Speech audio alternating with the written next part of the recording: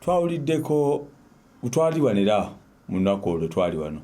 waliwo ebya mama bwawizo mama waliwo omugenzi radio kubanga asonda ssente ez'oggula ettaka naye mu lugambo nageza bwana kaviyo ke nalabye nga waliwo ndoozi omusajja gwe baleese alaga nti ekintu ekyakirimu yali aguza radio ettaka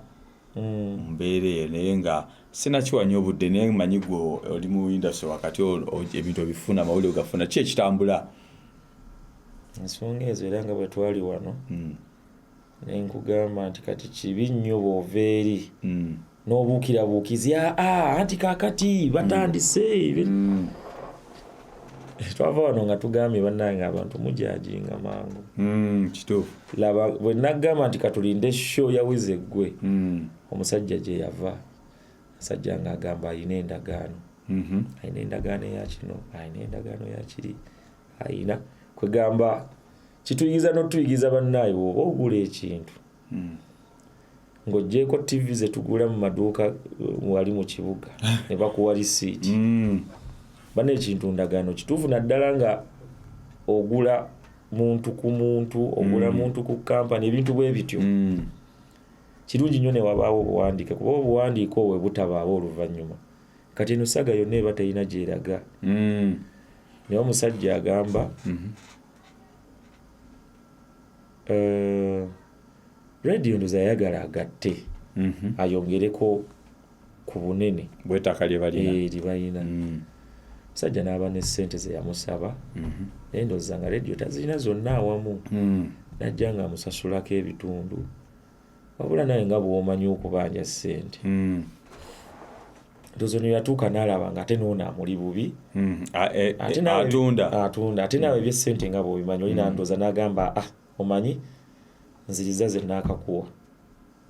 ate n'oli naye n'amuddiza kitundu so zaali zakasasulwa ne zaali zibanjibwa pasente ki ekyali esinga omunene nze mpulira miliyoni 15 azeezo mu butuufu bwazo ezaali zirina ndowooza okugula awamu mabegaawo ndowooza nga n'omuggalo tegunnaba kujja kati yali yakasasula nasobola ndowooza okusasulako nga 10 oba 10 kitundu process ey'okubanga ate alina okumalayo ate ndowooza neyeekuba agula ono ate naye n'amuddizaako 7 kati wasigalayo balance ate ebyembi daba omugenzi bwafa bano bagamba owaayi ekitundu ekyasigalayo ate ono naye ndowooza oba naye abongerayo emu biri awo sente ekirungi kati n'endagaano weeziri tujja kwongera okumanya ani mutuufu so kati ebintu bino waliwo kye neebuuza oleese kya kubanga ffe kye twali tumanyi bwe twaviira ano nti maama yali anoonya ssente kugula information gye twali tulina nti yali anoonya ssente kugula kwongera kugaziya information ze gye nalina akawulyako nali sinawulyako nti anoonya kumalayo bino kati kino kyotuwa kati tekyalimu mugundi eyo narrative ezaaliwo kati kino kirala kino kiyingiramu kitya ate nga twali tumanyi nti maama yali agala so twali kukiri nti maama ayagala obukadde 3.5 twawulira 3.5 tugamba abayimba bebeko ne bava yajjidde budde bukyamu omusajja bwe yavuddeyo ye info gye yatuwadde naye mu kugenda mu maaso tujja kwongera okumanya ekituufu tetwagala omusajja oyo ate okukyusa narrative eno okuleetamu ekyo gattamu ekyo kwasira bana ebikwataganira nze nganze bikwataganira wa sinza kulimba wabula tujja kwongera okudiginga much deeper nga we nagamba basaagala twogere ekintu nga tetunnaba kumanya ddala obutuufu bwakyo buliwa kubanga bw'owulira 15 n'ebisatu ebyasooka range olaba nnene nnyo n'ekyagalibwa kirala n'okugatta tebigatta tiraawe siraba ebigattira anyway yes tukujjukiza nti oli ku iToz TV wano kuva mu iToz Productions Kansanga tuli basajja bakabya bakola ebintu ebyenjawulo yatwasazeewo okukomezaawo programu eno UENT ebikwatagana ku bigenda maaso mu our entertainment industry gwe ne bono banga oli munabyabufuzi n'omala okuonako mu entertainment industry tujja kubanga ebintu ebyo information tugiwa abantu aba ne bono banga oli mulimi no kona mu entertainment industry no jingiramu era abantu bajja kutwagala tumanyi ensonga lwaki bwagiyingiddemu. So twongera okwebaza from wherever you are watching from. Please subscribe to our YouTube channel, that is Itos TV Online on YouTube. Follow us on TikTok, Instagram, Facebook, ne ku Twitter kwe tuli tutambula mpola era tugamba nti no oba ine ekibuzo kyonna ky'obuuza ne comment yonna gyagala okukomentinga mu kabox wansi awo tubeerawo. Omukulu makanika sebo ayogera wena watugamba oli makanika wa Benz twagala tumalize yongera okuyisaawo akantu ako gwe motoka yo kasitefu n'ekizibu nga ya Germany noonya Kalasimesi munoonyeko ku TikTok kwendi kitegeera ku Instagram okwo kwendi the microphone general ku YouTube kwendi the microphone general kwendi ku Facebook kwendi tubenga tuwayanga tuteekayo ensonga ez'enjawulo ne buno obutambi bwa bukutuuseko naawe oli waddembe okuwa endowoozayo ffe munnaye tetuba na side tetuba na side tuba neutral wabula tuba twagala tugemerwe tuyige ate tubeere informed. Tutumirako omuzeeyi Autospa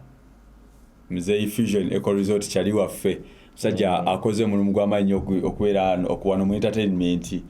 waffe nanze natandikira okuyingira entertainment okutaka okufuna chance etambulako mbivulu Fusion Eco Resort nga tugiwulira era ne tugikyama mukwade twali tukyali baana batono naye nga tubatukkiriza kubeerawo nnyo ne tufuluma nayogeddeko ne wiiki eno muzeeyi emirimu agitambuliza ddala kiki ekiriyo wiiki eno ku Fusion. Kinategeddeko nti Bonfire yazikomezzaawo okumeza Bonfire nze yali amanyi okugula okutenta awo gwe nyama neyitirira awo anaddamu ku luno oba ani yamunyiiza yakola amanyi okukola ebintu ebyo netugenda netuula eri mu emmanga erimu oba ekyoto kyaffe kyekyene kikyaliwo kye twatulangako ekyo twalina ekyoto wansi wali eri mu buyumba wabaffe bweri bwe yazimba obwokusulamu bazira cottages ekyoto ekyo ndoza kikyaliwo ekyoto kyalisobola okumira ente ennamba ekyo mugende mukyalireko kifo kyemmanyi nti kyakyuka nnyo nawulyakaawo nayitawo ng'alanga cottages nti bw'ojja okulya ssente zo ate teweetaaga kuddayo waka bw'ogiraba oti bakulaga nti awokusula wawali so teweeraliikirira kubanga ate kati nabe yazzeemu n'ateeka eno mu maaso eno we twasookera eno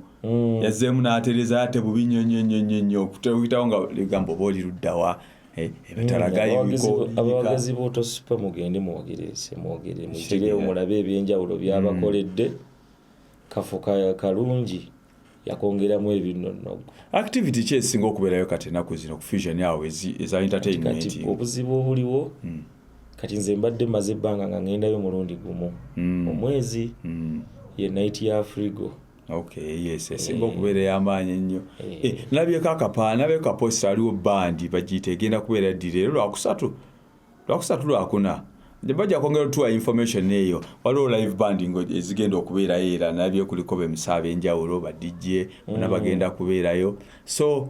banaye Autospa tukwogerako ku nsonga likyali waffe ate no kyali waffe gyakolera so kati tusobola kuleka tusobola kubanga tetukwogeddeeko twongera okujugiza nti wano tulina studio recordinga music nga binagaye mu kusooka tukola obulango manyiza abantu mu industry nabasinga bali bamanyiko kyakola bulango amanyi oyo producing bulango nga kyebamanyi kyokka era nga ne music batono abamanyi naye nga studio weeri music akolebwa ate boba noba olina producer wo nga wali agadde ogamba nze omusajja Rasta si agenda okunkolera ina producer wange wali eri omuleeta kisoboka mixing and mastering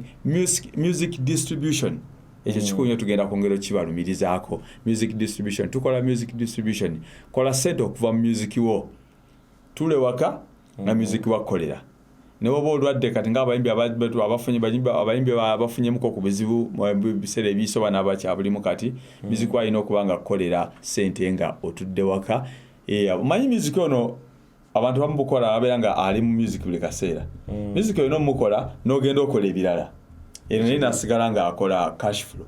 bwekiri so kati eri bw'obeera otuula eri noba nga music wakola cash flow nga n'eri bw'okola ki bw'okola ebyala. So tukola music distribution through our record label, that's IP Records. Yeah. Muyimbi onoyagala okutumbula ekitono kyo mu ngeri yonna osobola okujja wano ku Itos Productions, tutandike wano ku Itos TV. Then abantu ne bakumanya, ne tukola n'ebirala bingi nnyo. So mwebale nnyo, mwebali eddala okutulaba ku show yaffe olwaleero ekomye ne badde nnyimpi. Bwena information na gyagala okuyisaawo wano ku Itos TV, ennamba we ziri awo wansi. Tukule ffenna. Peace. Weewaawo.